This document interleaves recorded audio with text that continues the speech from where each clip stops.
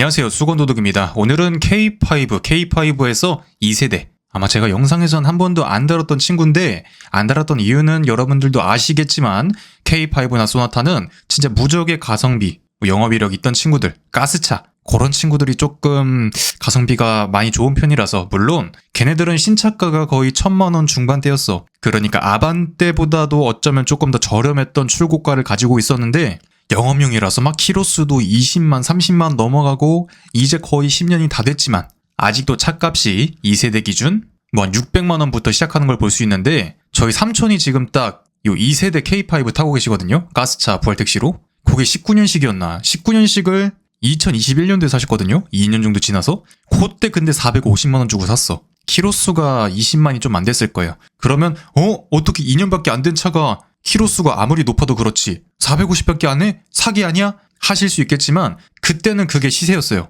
그때는 지금처럼 인기가 많지 않아서 그 정도 가격에 구매가 가능했는데, 이제는 너도 나도 가스차가 고장도 안 나고 가격도 괜찮고 하다 보니까 가격을 막 올려서 팔아도 그래도 저 살게요. 이런 식으로 사람들이 몰리다 보니까 차값이 지금 깎구로 막 올라가고 있는데, 아마 그 차 지금 판매하더라도 사왔던 값보다 거의 0.5배 이상 받을 텐데, 야, 탈수록 돈 버는 차 재밌죠? 아무튼 이게 중요한 게 아니야. 제가 소나타나 K5 요 친구들은 고장도 나지 않는 가스차의 가성비가 어마무시하기 때문에 그냥 저렴한 거, 제일 저렴한 거 구매해서 한 3, 4년 굴리다가 적당히 타다가 감가 최대한 덜 보고 판매하는 게 정말 짱이다. 예를 들어 뭐 내가 한 1,500만 원짜리 어떤 차를 샀어. 근데 3년 있다가 팔려고 보니까 한 8,900 준대. 그럼 감가가 거의 차값 절반인데, 요런 친구들은 내가 구매해봤자 내가 한 3년, 4년 타고 되팔아도 3, 400만 원은 그냥 받으니까 거의 보증금 수준의 자동차다. 어쩌면 내가 유지비 저렴하게 타려고 엔간한 경차를 샀다가 막 감가가 3, 400 먹어버리면 감가 200 먹어버리는 K5 유지비보다 경차인데 더 많이 먹는 거다. 그렇게 살짝 아쉬운 면을 볼 수 있기 때문에 K5나 소나타 보시는 분들은 그냥 제일 저렴한 거, 영업이력 있는 거 보셔도 나쁘지 않다. 다만 오늘 영상을 찍는 이유는 아까 본 차량이 있어서, 제가 아무래도 자동차 쪽에서 일하다 보니까 여러 차종들 볼 일이 굉장히 많은데 영상이 안 올라오는 이유는 이거 막 20분, 30분 찍고 있을 시간이 없어서 정말 뜨문뜨문 올리는 것인데, 이제는 그냥 빨리빨리 사진 찍어서 중고차 영상에다가 첨부 한번 해보도록 하고요. 아무래도 중고차 특성상 뭔가 좀 차량에 특이점이 있으면 내 차도 아닌 것이 유튜브에 딱 박제가 되기 때문에 거의 특이점이 없는 차량들만 골라서 하다 보니까 그런 것도 어렵고요. 제가 차량을 10대 다루면 그 중에서 9대가 수입차기 때문에 국산차는 비교적 조금 덜 볼 수밖에 없다는 점 양해 부탁드리도록 하겠습니다. 오늘 제가 찍어온 친구는 2.0 가솔린이었는데, 2.0 가솔린, 요게 또 MX랑 SX 이렇게 두 가지가 나뉘어 있는데, 요거는 그냥 디자인 차이입니다. MX는 조금 더 차분하고 SX는 조금 더 과격한, 결론적으로 말하자면 범퍼 디자인 정도 차이다. 그렇게 보시면 되는데, 요게 또 벤츠에서 아방가르드랑 익스클루시브랑 재미를 많이 봤었잖아요. 그것 때문에 살짝 카피하려고 이렇게 만든 게 아닐까 싶은데, 결론적으로는 이도저도 아닌 요상한 K5 두 가지를 만들어놨다. 요때 아마 K5가 LF한테 크게 지고 3세대 넘어가면서 매기 소나타를 크게 이기고 다시 지금은 거의 북치고 장구치고 잘 싸우고 있는 모습을 보여주는데, 오늘 제가 본 차량은 SX에서 최상위 등급인 시그니처였습니다. 시그니처에서 한 7만 킬로 정도 됐던 까만색 차량이었는데 안타깝게도 매물이 없네요.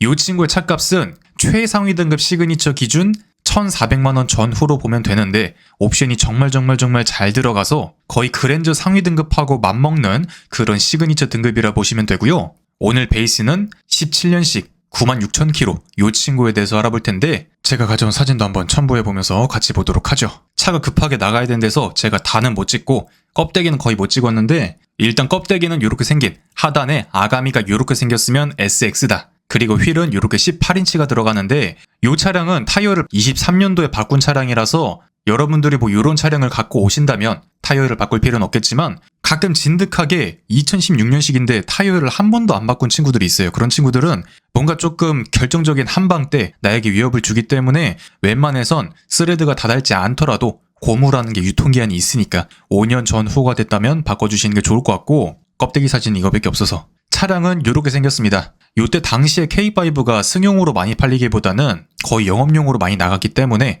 거기에 최상위 등급 K5를 살 바에 K7으로 가시는 분들이 뭉탱이로 있었기 때문에 이런 시그니처 트림의 K5는 보기 힘들었다. 그리고 엉덩이는 이렇게 1세대 페이스리프트와 큰 디자인 차이는 없는 모습. 오히려 껍데기 디자인의 완성도는 1세대가 조금 더 좋았다고 생각이 들고요. K5 2.0 터보 친구들을 보면 엉덩이가 이렇게 양발로 뚫려 있다. 물론 내가 한 발짜리를 해서 나중에 디퓨저 바꾸면서 두 발짜리로 뭐 용접을 하든 뭐하든 그렇게 바꾼다면 엉덩이를 조금 더 섹시하게 바꿀 수 있긴 하지만 그것은 파손이 됐을 때, 사고가 났을 때 겸사겸사 하시는 것이지 내 돈 다 들어가면서 이것들을 개조하는 것은 이 K5 2세대에선 권장드리지 않고요. 그리고 엔진은 CVVL 2.6 누후 엔진이 들어가는데 연비는 일반적으로 타고 다니면 한 10km 전후가 나왔던 것 같고요. 아무래도 터보 차저가 없다 보니까 중고차로서의 리스크는 크게 줄었지만 그래도 오일을 좀 먹는지 아니면 구매하실 때 반드시 세네대를 비교해 보시고 엔진에서 살짝 요상한 소리가 나는지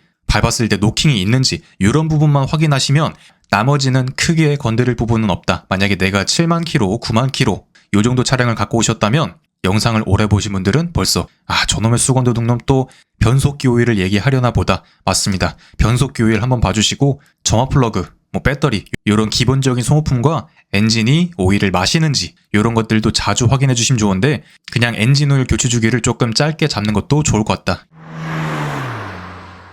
그리고 인테리어는 기본적으로 K7과 굉장히 많이 닮았습니다. 당시 스포티지, 소렌토, 카니발 이런 친구들과 아예 다른 느낌인데 요거부터는 제가 찍은 사진을 한번 보도록 하죠. 일단 문짝은 이렇게 생겼는데 아무래도 최고 등급이다 보니까 이렇게 부분 인조 가죽이 적용되어 있고요. 도어 버튼 쪽에도 약간이긴 하지만 카니발과 비슷한 정도로 크롬은 들어가 있다. 그리고 블랙 하이그로시까지 이렇게 딱 있는데 만약에 내가 괜찮은 차량을 발견했는데 이런 버튼들만 해져 있어 하는 경우엔 요거 부품값이 몇만 원 안 하고 도어 탈거도 다 십자로 되어 있어서 어렵진 않거든요. 뜯어서 요거 버튼만 밑으로 싹 빠지니까 버튼만 사다가 교체하시면 조금 손재주 좋은 고양이 정도면 할 수 있으니까 그런 것들도 직접 한번 해보시면 재미가 있을 것 같습니다. 그리고 도어 손잡이 옆에 메모리 시트도 이렇게 있는데 한 10년 전 중형차까지만 해도 메모리 시트 보기가 굉장히 어려웠다. 이런 것들도 필요하시면 적용된 차량을 보시는 게 중요할 것 같고요. 아무리 상위 등급이라 해도 차량의 급이 있다 보니까 이렇게 도어 상단에는 우레탄이 들어가는 모습. 그리고 약간 의외인 게 얘가 2016년식에 한 7만 얼마 탔거든요? 7만 6천이었나? 근데 시트가 아무리 천연가죽이어도 구겨짐이 크게 없다. 약간 잘못 알고 계신 분들이 있는데 인조가죽 현대기아차 연식 좀 있는 건 다 터지거든요? 근데 천연가죽들은 구김이 굉장히 심할지언정 찢어지는 것은 비교적 덜하다 보시면 되고 요 정도면 그래도 연식과 키로수에 비해선 나쁘지 않은 친구였다. 이렇게 확대해서도 찍었었네? 요 정도였다. 요런 것들도 N카에서 사진으로 보시면 이렇게 잘 안 보이거든요? 이렇게 약간 뿌해갖고 실제로 보면 조금 더 안 좋을 수도 있다. 그러니까 차는 내가 보는 차량이 여러 대 있는 큰 매매단지에 가서 보시는 것을 권장드리고 싶고 그 다음 허리 받침대인 럼버 서포트도 있는데 요 당시 K5급에선 위아래까지 조작하는 버튼은 들어가지 않았다. 그거는 요즘 K5도 거의 마찬가지고요. 그리고 차선 이탈 방지랑 후측방 충돌 보조도 있는데 마찬가지로 요즘엔 모닝이나 레이에서도 한 4, 50만 원이면 선택할 수 있었지만 이 당시엔 상위 등급에서 비싼 추가 옵션을 선택해야만 들어가던 친구라서 연식이 좀 있는 소나타나 K5는 보기 힘든 옵션이다. 물론 그만큼 차값이 비싸지만 사고를 한 번이라도 방지해 준다면 옵션 값은 뽑아주니까요. 그리고 JBL 프리미엄 사운드가 들어가는데 이게 아마 최상위 등급에선 내비게이션이랑 어라운드 뷰 있죠. 그 차량 주변 360도로 보여주는 이 옵션이랑 내비게이션이랑 JBL 사운드랑 묶여서 판매가 되었었다. 중간 등급은 여기서 어라운드 뷰가 안 들어갔었나 그랬던 것 같은데 기아 유보 서비스가 있는 그러니까 요렇게 요즘에는 기아 커넥트라고 하는데 요게 있으면 내 스마트폰으로 차량을 제어할 수 있다. 미리 에어컨도 켜두고 히터도 켜두고 그렇게 할 수 있는 기능인데 나는 그래도 기아 순정 내비는 싫어. 좀 옛날 것 같아. 하시는 분들은 여기 카플레이가 있습니다. 스마트폰을 연결하면 요 모니터를 통해서 티맵이나 카카오 앱이 쓸 수 있으니까 연결해서 사용하시면 될 것 같고요. 무슨 특정 프로그램이 들어간 동글을 작동하시면 요걸로 유튜브 이런 것도 볼 수 있긴 한데 사이즈가 워낙 작아서 권장은 드리지 않는다. 그리고 핸들은 이렇게 생겼는데 시그니처라서 킹밖에 이렇게 밑에다가 시그니처라고 적어놨다. 없는 게 조금 더 예쁜 것 같긴 한데 아무튼 그리고 이렇게 요 당시에는 나름 고급 옵션이라고 했었던 그립 부분에 펀칭 디자인이 들어가 있는데 지금 보시면 핸들 가죽이 오늘 내일 하고 있습니다. 이런 거 복원하셔도 되긴 하는데 그냥 타시다가 정신경 쓰인다면 그냥 그때 핸들 커버 씌우는 게 낫지 않을까. 물론 핸들 림만 사다가 빼서 내가 바꿔보겠다 하시는 분들은 재밌으니까 그런 것들도 해보시면 좋을 것 같고, 아까 후측방 경고가 들어가던 친구들은 그 당시 아마 최상위 등급에서만 들어가던 친구인데 어댑티브 크루즈, 그러니까 앞 차량과 차간 거리를 조절하면서 가다서다 하는, 물론 요즘 차량들보단 약간 멍청하긴 하지만 어쨌든 차간 거리 조절, 크루즈 컨트롤이 들어갔던 차량이다. 요거는 거의 최상위 등급 차량에서만 들어갔다 보시면 되고요. 센터는 방금 보여드렸듯 이렇게 생겼는데 하단의 버튼, 이렇게 공조기 컨트롤러, 내비게이션 조작 두 가지로 나뉘어져 있는데 요즘 기아 차량들은 요거를 1층으로 해서 딱 터치하면 요거, 터치하면 요거, 요렇게 나눠서 작동할 수 있게 해놨다. 그리고 콘솔 쪽엔 요렇게 브러쉬 패턴의 알루미늄 내장재, 요즘에는 셀토스에서 볼 수 있는 그런 친구가 들어가 있고요. 버튼을 보시면 오토홀드랑 전자식 파킹 브레이크, 카메라 버튼, 열선 통풍 시트 및 열선 핸들, 무늬 정도만 있는 드라이브 모드 이렇게 있는데, 저 개인적으로는 운전할 때 조작을 해야 되는 버튼들이 있는데 여기다 이렇게 박아두니까 조작할 때 조금 불편함은 있었다. 그리고 컵홀더는 가변형이 아니라서 작은 것을 넣어줬을 때 불편함이 조금 있긴 했었다. 그 정도로 보이고요. 재질 자체는 이렇게 크롬이나 브러쉬 패턴 이런 친구들이 폭력적이어서 상당히 맛있게 잘 짜여져 있었다. 이렇게도 찍어놨었네. 수고도둑님 차가 왜 이렇게 꼬질꼬질해요 한다면 저는 상품화가 되기 전 친구들만 보기 때문에 이런 부분은 어쩔 수 없다. 그리고 이렇게 무선 충전까지도 있는, 물론 이때 당시엔 너무 깊숙이 있어서 쓰기 불편함은 있었지만 있는 게 어디야 정도. 그리고 데이터 케이블은 엿다가 꼽아주시면 되고요. 충전 속도를 빠르게 하려면 여기 시가잭 단자도 60W 넘어가는 그런 좋은 거 써주고, 선도 60W 넘어가는 좋은 거 써주시면 충전 속도가 아주 그냥 맛있다. 그리고 어라운드 뷰는 이때 당시에는 조금 그랬어. 요즘에는 현대기아차가 정말 잘하지만 이때 당시에는 세팅이 많이 어지러운 수준이었다. 차마 어라운드 모니터라고 부르기 어려울 정도의. 그리고 K5지만 옵션이 있는 친구라서 이렇게 대시보드에 스티치 장식도 있다. 저번에도 설명드렸지만 고급 차량에선 요 스티치가 있는 게 마이너스, 하지만 중저가 차량에선 이런 게 있는 게 약간 더 고급스러우니까. 그리고 계기판은 이렇게 4.2인치 컬러가 들어가는데 요즘에야 뭐 대문짝하게 거의 풀사이즈 느낌을 내주는 친구들이 들어가지만 이때는 거의 다 이런 식이었다. 거의 제네시스급이 아니었다면 7인치 이상은 보기 힘들었다. 그리고 요즘엔 캐스퍼 말고는 보기 힘든 뚱뚱한 하이패스 룸미러. 참고로 보시면 지금 썬팅이 보라돌이, 앞에는 깨끗함 이렇게 되어 있는데 앞에는 없고 측후면은 유통기한이 지난 거다. 요런 거 갖고 오시면 제발, 차 한 대분 하면 한 3, 40만 원 하거든요. 가성비로 하면.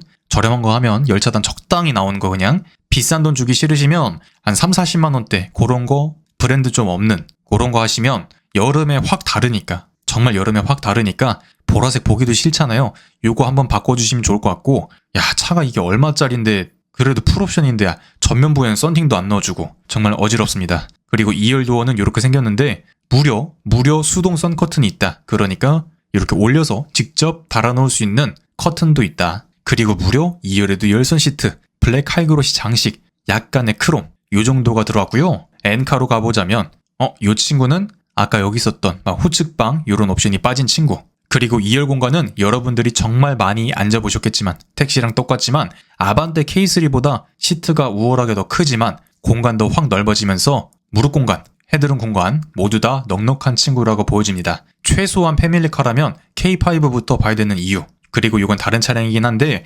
가스가 아니다 보니까, 가스면 가스 본배가 여기까지 있거든요. 그래서 거의 모닝보다도 좁은 트렁크인데 일반 K5는 오히려 위급 수입 차량들보다 트렁크 자체는 더 넓어. 정말로 부족하지 않은 공간성을 가지고 있다. 그 정도로 보여지네요. 오늘은 K5 2세대 중고차에 대해서 한번 알아봤습니다. 아무래도 이 친구를 1400까지 주고 사기에는 오히려 조금 옵션 없고 영업이력 있는 3세대가 낫지 않을까. 요즘엔 3세대도 이력 있는 거는 뭐 한 1000만원 중반대면 충분히 사잖아요. 그런 거를 보셔도 좋을 것 같고, 아니면 2세대를 정말 저렴하게 5, 600에 보셔도 좋을 것 같고, 그것은 여러분들의 예산에 맞춰 선택하시면 될 것 같고요. 저는 그냥 요런 차도 있습니다 정도로 설명만 해드리는 거니까 선택은 여러분의 몫이다. 그렇게 보시면 좋을 것 같네요. 이상 수건도둑이었습니다.